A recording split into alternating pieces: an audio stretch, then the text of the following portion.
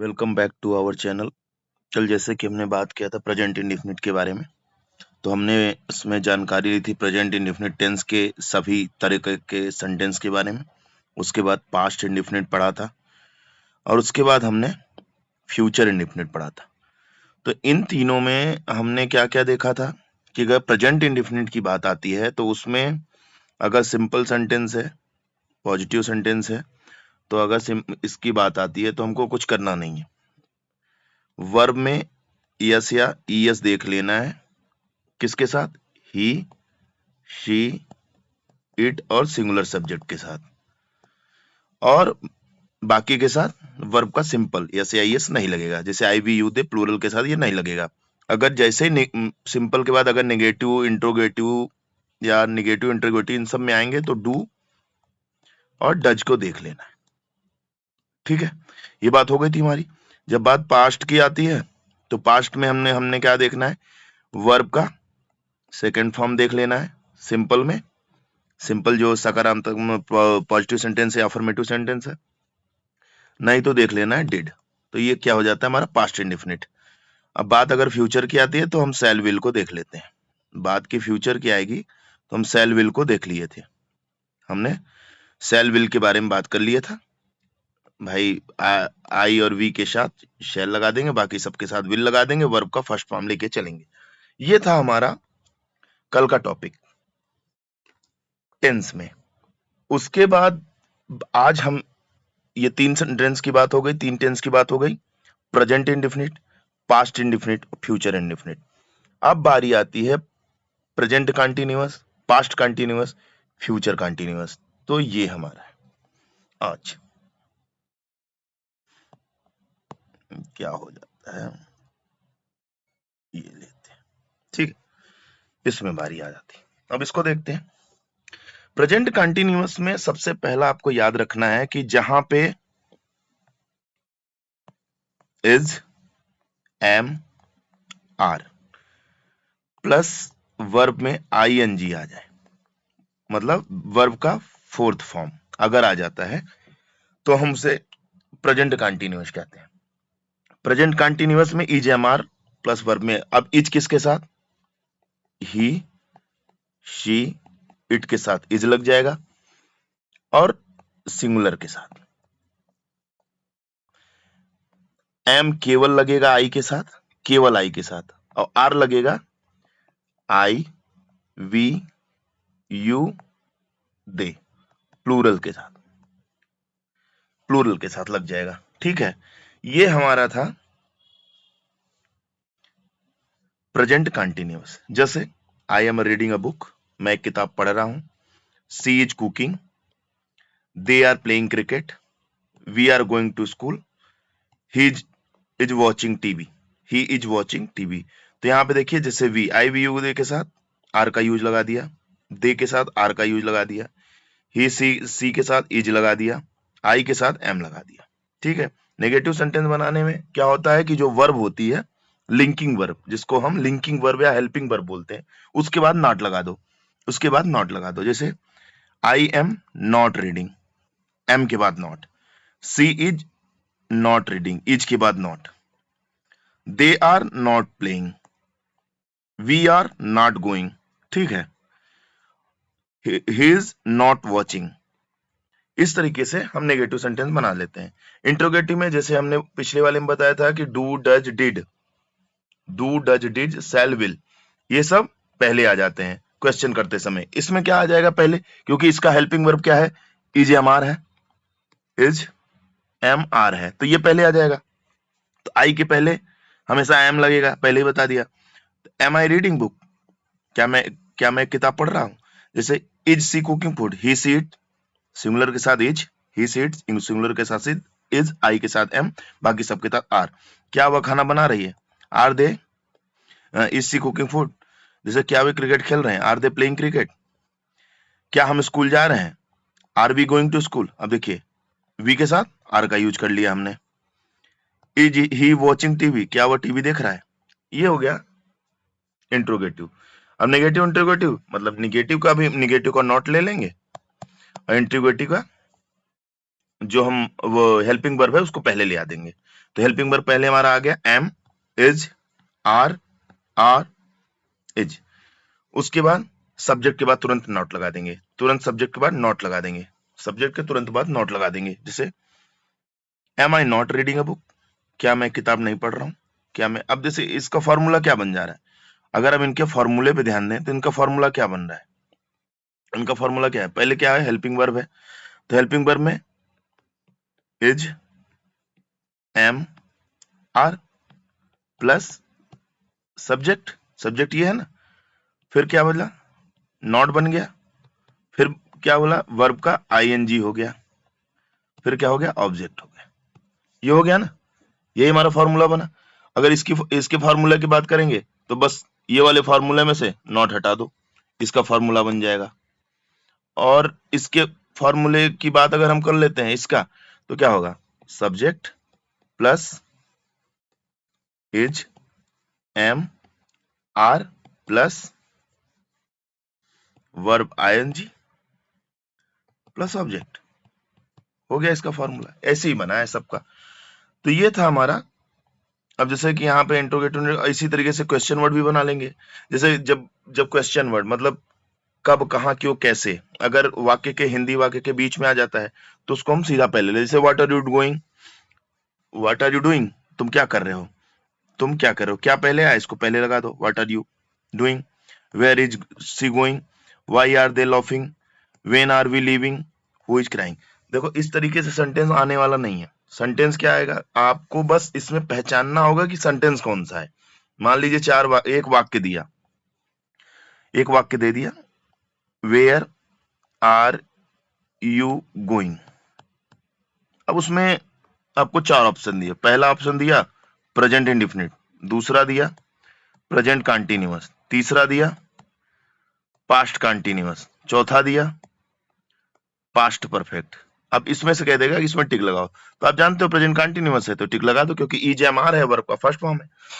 इस तरीके से अगर पास्ट में बात करेंगे तो इज एम आर की जगह वाज और वर्ब का यूज कर लेंगे, वाज वर्ब का यूज कर लेंगे, प्लस आईएनजी सब में लगना है, क्योंकि कंटीन्यूअस टेंस में जितने भी रहेंगे सब में आईएनजी लगना है, चाहे वो प्रेजेंट का हो, चाहे पास्ट का हो, चाहे फ्यूचर का हो। ठीक है। इसी तरीके से जैसे I was reading a book बना के ये देख लिया आप। अब आई के साथ वाज, आई के साथ ही, शी, इट, और सिंगुलर के साथ आई और ही, सी, इट सिंगुलर के साथ वाज का यूज कर लेंगे, बाकी सबके साथ वर लगा देंगे। जैसे देखिए I was not reading book, she was not cooking, देखिए दे वर लगा दिया ना, they were not playing, we were not going to school, he was not watching. इस तरीके से इंट्रोगेटिव पूछेगा तो वाज वर पहले आ जाएगा, was I reading a book, was she cooking, were they playing cricket, क्योंकि आई वी यू दे इनके साथ वर का यूज हो जाएगा। इसी तरीके से नेगेटिव सेंटेंस में हम सारा देख लेंगे कि were they not playing cricket, was he not watching TV. इस तरीके से क्वेश्चन वर्ड अगर बीच में आते हैं तो व्हाट वी आर, व्हाट, एक मिनट इसको हटा दें, हाँ, व्हाट वर यू डूइंग, तुम क्या कर रहे थे, तुम क्या कर रहे थे। तो आई, वी, यू, दे और प्लूरल के साथ क्या लग जाएगा, वी, यू, दे प्लूरल के साथ वर, बाकी आई, ही, शी, इट और सिंगुलर के साथ वाज लगा दे। ठीक है, ये हो गया हमारा पास्ट कंटिन्यूअस। और फ्यूचर कंटिन्यूअस में क्या बात हो गई, बस आई के साथ शैल भी लगा सकते हो, विल भी लगा सकते हो, लेकिन हमको ग्रामेटिकल हिसाब से शैल भी लगाना है। अगर उसमें पूछेगा तो शैल, अगर शैल दिया रहेगा तो शैल भी लगा देंगे। ठीक है।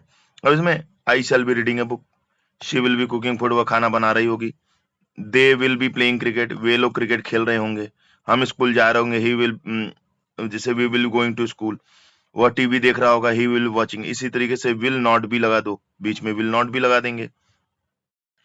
इंट्रोगेटिव में विल आई बी, ये हो गया। इस तरीके से नेगेटिव में विल आई नॉट बी। इस तरीके से हम सारे सेंटेंस को बना लेंगे, इस तरीके से हम सारे सेंटेंस को बना लेंगे। तो हमने इसमें क्या क्या पढ़ा? इसमें पढ़ा कि हम अगर किसी भी, एकदम इजी तरीके से ले लेते हैं कि अगर सेंटेंस आ गया तो उनको पहचानना कैसे? अगर सेंटेंस में is, am, are plus verb में आईएनजी है तो बिना कहे सुने हम क्या, पहले तो इज एम आर है, इज एम आर है तो ये हो गया हमारा प्रेजेंट का, ये प्रेजेंट का हो गया। ठीक है, प्रेजेंट का हो गया। इसमें इंडेफिनिट, कंटीन्यूअस, परफेक्ट ये नहीं, इज एम आर है यानी वर्ब का फर्स्ट फॉर्म है तो ये हमारा प्रेजेंट का हो गया। आईएनजी लग गया तो कॉन्टिन्यूअस हो गया। ठीक है, तो प्रेजेंट कॉन्टिन्यूअस हो गया ना, is am are plus verb में ING, is am are plus verb में आईएनजी, प्रेजेंट कॉन्टिन्यूअस हो गया, यही पहचान है। अगर वाज वर हो गया प्लस वर्ब में आईएनजी हो गया तो सोच के देखिए कि जब वाज वर आ गया तो वाज वर क्या होता है? ईजेएमआर का सेकंड फॉर्म ही हो जाता है ना, be was been, be was been, be were been, ये सब होता है ना। तो वाज वर हो गया तो इसमें था थे थी आ रहा है। प्रेजेंट में है हो हूं हो गया तो वाज वर हो गया तो ये क्या हो गया? पहली चीज तो ये पास्ट हो गया, ये पास्ट हो गया। और आईएनजी लग गया तो क्या हो गया? कंटिन्यूअस हो गया। ये दोनों हो गए ना। तो अगर सेंटेंस में वाज वर प्लस वर्ब का आईएनजी आ गया तो पास्ट कंटिन्यूअस हो गया। सेंटेंस में is am are plus verb का आईएनजी लग गया तो प्रेजेंट कंटिन्यूअस हो गया। अब फ्यूचर में क्या करना है? फ्यूचर में कुछ करना ही नहीं है, उसमें विल आना ही आना है, उसमें शैल बी या विल बी आएगा। याद रखिएगा, शैल बी और विल बी प्लस आईएनजी आएगा, प्लस आईएनजी आएगा, प्लस आईएनजी आएगा वर्ब में। तो कुल मिला के फ्यूचर कंटिन्यूअस हो गया, फ्यूचर कंटिन्यूअस हो गया, हो गया। अब जैसे आपसे बोला जाए कि अच्छा ठीक है, प्रेजेंट इंडिफिनिट की पहचान क्या होगी? तो प्रेजेंट इंडिफिनिट की पहचान हमने क्या बताया था? प्रेजेंट का मतलब होता है verb first form, verb, verb simple verb, या तो उसमें यस या ईएस लग जाएगा या नहीं लगेगा। वर्ब में या तो यस या ईएस लगेगा या नहीं लगेगा तो क्या हो जाएगा? प्रेजेंट, प्रेजेंट हो गया। ठीक है, प्रेजेंट हो गया, वो प्रेजेंट हो गया। या डू अब्लिक डज, ये हेल्पिंग वर्ब की तरह आएंगे, हेल्पिंग वर्ब की तरह आएंगे, हेल्पिंग वर्ब की तरह आएंगे। ये मेन वर्ब की तरह भी आ सकते हैं, मेन वर्ब की तरह आ सकते हैं। अगर मेन वर्ब की तरह भी आएंगे तब भी ये प्रेजेंट ही होगा, तब भी ये प्रेजेंट ही होगा। डू डज मेन वर्ब की तरह आएंगे तो प्रेजेंट होगा। डिड आएगा तो पास्ट ऑलरेडी हो जाएगा, डिड आएगा तो पास्ट ऑलरेडी हो जाएगा। तो ये हमारा हो गया प्रेजेंट का इंडिफिनिट टेंस। इंडिफिनिट में डू डज आएगा, डू डज आएगा, या निगेटिव इंटरोगेटिव ये सब सेंटेंस बनाएंगे तो डू डज आ जाएगा। और ऐसे वर्ब में यस या यस लगेगा या वर्ब सिंपल रहेगा, जैसे दे प्ले। अब दे प्ले, अब एक वाक्य है दे प्ले, ध्यान दीजिएगा, दे प्ले एक वाक्य है। अब आप हमें बताओ इसको किस सेंटेंस में डालोगे? भाई प्ले क्या होता है? वर्ब का फर्स्ट फॉर्म, ठीक है, वर्ब का फर्स्ट फॉर्म प्ले होता है। और दे मतलब वे खेलते हैं, वे खेलते हैं। अरे सिंपल प्रेजेंट इंडेफिनिट टेंस है, प्रेजेंट इंडेफिनिट टेंस है, हो गया। डू डज नहीं है। अगर मान लो डू डज कैसे आता? डू डज आने के लिए हमको बस कुछ करना नहीं होता है। मान लो वे नहीं खेलते हैं तो दे, अब भाई दे के साथ डज तो लगेगा नहीं, डू लगेगा, क्योंकि ये प्लूरल हो जाएगा। आई वी यू दे प्लूरल के साथ डू लग जाएगा तो they do not play, verb का फर्स्ट फॉर्म तब भी लग रहा है। ठीक है, ये हमारा प्रेजेंट का हो गया। अगर इसको पास्ट का पता करना है तो भाई पास्ट का पता करो। पास्ट का पता करने का सिंपल तरीका है कि उसमें क्या लगेगा? या तो डिड लग जाएगा, नेगेटिव इंट्रोगेटिव में डिड लगेगा, या तो नेगेटिव में या इंट्रोगेटिव में या नेगेटिव इंट्रोगेटिव में डिड लग जाएगा। अगर डिड नहीं है तो वर्ब का सेकेंड फॉर्म लग जाएगा। जैसे मैं कह दूं दे PLAYED, they played, they played, they played second form है, they played सेकेंड फॉर्म है, they played सेकेंड फॉर्म है, तो पास्ट इंडिफिनिट हो गया कि नहीं? पास्ट इंडिफिनिट हो गया। अब कहते हैं वे नहीं खेले, वे लोग नहीं खेले, दे डिड नॉट प्ले, लग गया ना, क्योंकि यहां पे सेकेंड फॉर्म लग गया तो यहां वर्ब का फर्स्ट फॉर्म हो जाता है। यहां पे ऑलरेडी एक बार से किसी भी चीज की सेंटेंस में 2 बार सेकेंड फॉर्म तो लगाओगे नहीं। अगर 2 बार किसी चीज में सेकेंड फॉर्म नहीं लगाते हो तो भाई 2 बार नहीं लगेगा ना, एक ही बार लगेगा ना। किसी चीज में 2 बार तो नहीं लगेगा। अगर आपने लगा दिया already they play, YED, they play, एक बार लगा दिया, पास्ट इंडेफिनिट टेंस हो गया, ठीक है। अब दे डू का सेकेंड फॉर्म क्या होता है? डिड तो होता है, तो ऑलरेडी एक सेकेंड फॉर्म लगा दिए, they did not play. Already अगर आपने डिड लगा दिया तो फिर यहां पे प्लेड नहीं लगाना है ना, यहां पे तो फर्स्ट ही फॉर्म लग जाएगा, फर्स्ट फॉर्म, क्योंकि ऑलरेडी यहां लग गया है। जैसे डू में तो कोई बात नहीं, अगर डज का यूज कैसे होता है? जैसे ही गोज, ये प्रेजेंट इंडेफिनिट हो गया, ही गोज। अगर इसकी नेगेटिव बनाना हो तो ही डज नॉट गो। भाई यहां का ES डू ऑलरेडी ले लिया ना, तो यहां पे फिर थोड़ी ना लगाओगे ही डज नॉट गोज, तो लगाओगे नहीं, ये तो गलत हो जाएगा।